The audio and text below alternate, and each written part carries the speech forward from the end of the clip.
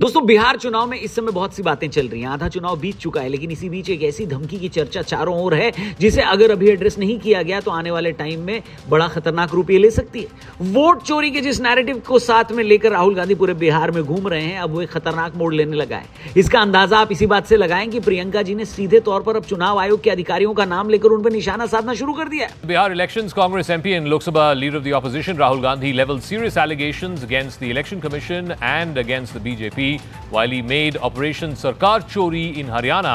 Congress MP Rahul Gandhi repeating his vote chori charge on the BJP has issued a hydrogen bomb warning. अब वैसे तो राहुल गांधी का ये vote चोरी वाला आरोप काफी दिनों से चल रहा है, लेकिन इसमें सबसे बड़ा मोड़ तब हुआ जब बिहार में चुनाव से एक दिन पहले उन्होंने हरियाणा चुनावों के नतीजों को लेकर एक प्रेस कॉन्फ्रेंस करी। राहुल गांधी ने इसे हाइड्रोजन बम फाइल्स के रूप में बताया, जिसमें उन्होंने हरियाणा विधानसभा चुनाव 2024 के दौरान बड़े पैमाने पर सो कॉल्ड चुनावी धोखाधड़ी का खुलासा किया।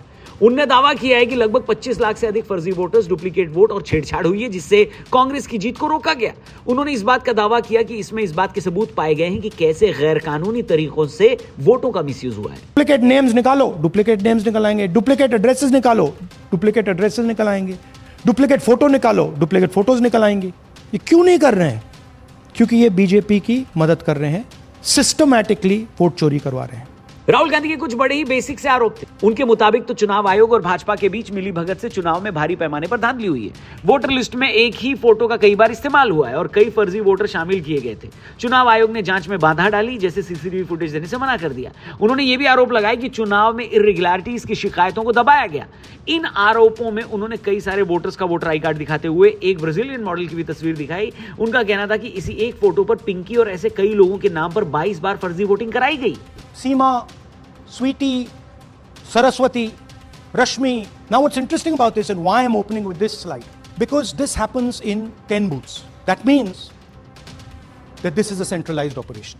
अब राहुल गांधी के आरोपों में इस बात का भी जिक्र था कि भाजपा के लोग चुनावों को अपनी तरफ मोड़ने के लिए चुनाव आयोग के साथ धांधली कर रहे हैं। अपने इन्हीं आरोपों को उन्होंने इस पूरी प्रेजेंटेशन में दिखाया, लेकिन इसके बाद जो हुआ उसने कई लोगों को डराया। पहले आप ये वीडियो सुनिए।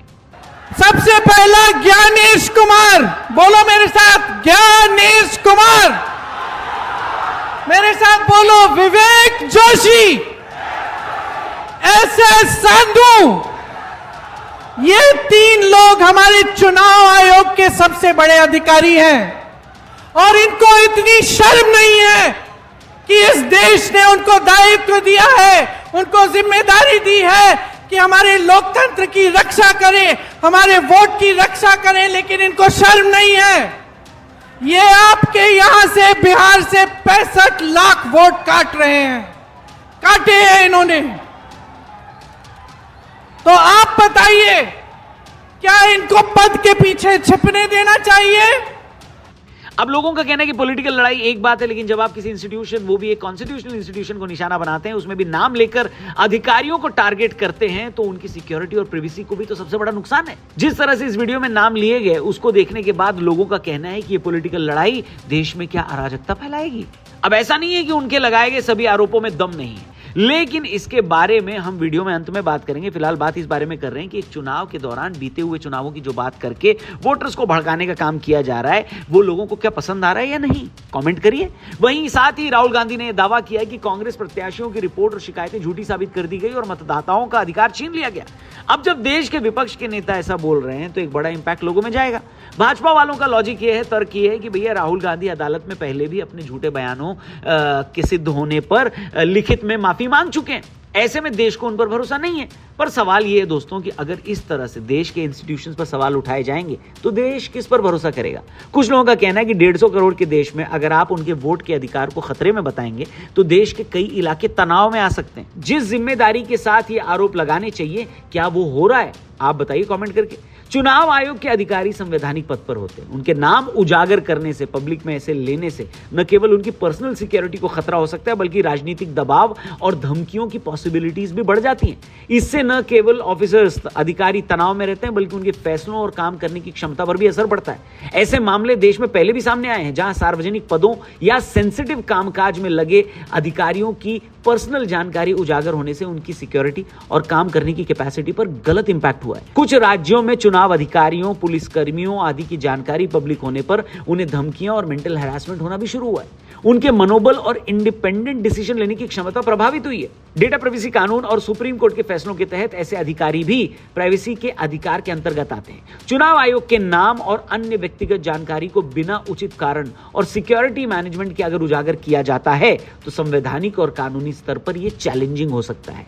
इससे डेमोक्रेसी के पिलर्स और इंस्टीट्यूशंस कमजोर पड़ सकते हैं। वैसे राहुल गांधी और प्रियंका गांधी को सपोर्ट करने वालों का यह कहना है कि इसमें गलत क्या है? अगर अधिकारियों का नाम लिया जा रहा है तो इसमें प्रॉब्लम क्या है? कोई भी इंस्टीट्यूशन या उनको चलाने वाले लोग क्या सवालों के घेरे में नहीं आ सकते? इसका जवाब देते हुए लोग कहते हैं कि अगर ऐसा है तो क्या देश का सुप्रीम कोर्ट भी उसी दायरे में आएगा क्या? कई सारे मामलों में ऐसे डिसीजन आते हैं जिससे एक बड़ा वर्ग खुश नहीं होता। ऐसे में क्या उन जजेस का नाम और उनके खिलाफ ऐसे ही आक्रामक होने की तैयारी कर लेनी चाहिए क्या? क्या देश में कोई भी काम अब इसी तरह होगा क्या? लोग पूछ रहे हैं। आपका इस पे क्या ओपिनियन है? कमेंट करके दोस्तों बताइएगा। अब देखिए, ऐसा नहीं है कि चुनाव आयोग के अंदर खामियां नहीं है। महाराष्ट्र और बिहार सहित कई राज्यों में वोटर लिस्ट में बड़े पैमाने पर फर्जी वोटर्स, नए वोटर्स की संख्या और ईसी की क्रेडिबिलिटी पर सवाल उठे हैं। इन मुद्दों का चुनाव आयोग द्वारा ठोस और कॉम्प्रिहेंसिव जवाब भी कुछ लोग कहते हैं दिया गया, कुछ लोग कहते हैं नहीं दिया गया। स्पेशली 1.5 लाख से अधिक फर्जी वोटर्स की जांच के बारे में तो कोई भी सही जवाब नहीं आया। चुनाव आयोग का कहना है कि इसीलिए तो एसआईआर हो रहा है। लेकिन अब तक इतने सारे फर्जी वोटर्स के वोटर आईडी कार्ड्स कैसे बन गए? कौन इस चीज के लिए जवाबदेह है? कौन इतने सारे फर्जी वोटर्स के वोटर लिस्ट में नाम क्रॉस चेक नहीं किया? वहीं इस बात को लेकर भी आरोप लगे हैं कि सत्तारूढ़ दल के द्वारा किए जा रहे उल्लंघनों को कई बार चुनाव आयोग दरकिनार करता है। एक और इंपॉर्टेंट बात यह है दोस्तों कि चुनाव आयोग ने इससे पहले प्रेस कॉन्फ्रेंस करके इस बात की चेतावनी दी थी कि झूठ फैलाने वालों पर कड़ी कार्रवाई करेगा वो। लेकिन पिछले 2 बार से राहुल गांधी जी जो कह रहे हैं, क्या उन पर कोई कानूनी कार्रवाई हुई? अगर कानूनी कार्रवाई नहीं हुई तो क्या वो सच कह रहे थे इसलिए कानूनी कार्रवाई नहीं हुई? और अगर वो सच नहीं कह रहे हैं तो कानूनी कार्रवाई क्यों नहीं हुई? इन सवालों का जवाब तो भैया चुनाव आयोग को देना है, या फिर आप अपनी ओपिनियन देना चाहें तो कमेंट बॉक्स भर सकते हैं। बाकी सब मिलाकर हम एक ऐसे पॉलिटिकल लड़ाई के बीच में खड़े हैं जहां हमारे संवैधानिक संस्थान निशाने पर लगाए जा रहे हैं। वोटर्स का भरोसा भले ही अभी तक चुनाव आयोग पर हो, लेकिन हर ऐसी प्रेस कॉन्फ्रेंस उनकी क्रेडिबिलिटी को नुकसान पहुंचा रहा है। बाकी आप कमेंट करके बताइए, इस लड़ाई में आपके हिसाब से कौन सही है और कौन गलत, और एक क्या लड़ाई लंबी चलेगी? मतलब वोट चोरी का ये जो मुद्दा है, क्या ये आगे भी उठाया जाएगा? क्योंकि बहुत सारे लोगों का ये कहना है कि क्योंकि चुनाव है और चुनाव में वोट चोरी बोलकर इसका असर लाया जा सकता है, इसलिए इसको उठाया जा रहा है। जैसे चुनाव खत्म होगा बिहार का, वैसे ही वोट चोरी का मुद्दा भी खत्म हो जाएगा। इस बारे में आप क्या सोचते हैं? क्या ये मुद्दा आगे भी उठाया जाएगा? ये बात आगे भी की जाएगी वोट चोरी की, या फिर ये सिर्फ चुनाव तक है? जो भी हो, आपकी ओपिनियन, आपकी राय कमेंट करके जरूर बताना। वीडियो अपने दोस्तों से जरूर शेयर करना, चैनल को भी सब्सक्राइब करना, और 8:25 थर्सडे फ्राइडे 8:25 PM देखना मत भूलना। वायरल बात मेरे यानी रौनक के साथ, ओनली ऑन न्यूज़ 18 इंडिया। ये नया शो है, इसमें आपके सपोर्ट की जरूरत है। पहला एपिसोड अगर आप देखना चाहें तो डिस्क्रिप्शन में लिंक दिया है, उसको जरूर चेक करना और चैनल को सब्सक्राइब करके जाना। Thank you for watching. जय हिंद। दोस्तों देखिए वायरल बात मेरे यानी रौनक के साथ न्यूज़ 18 इंडिया पर आज शाम से 8:25 PM लग गई यार।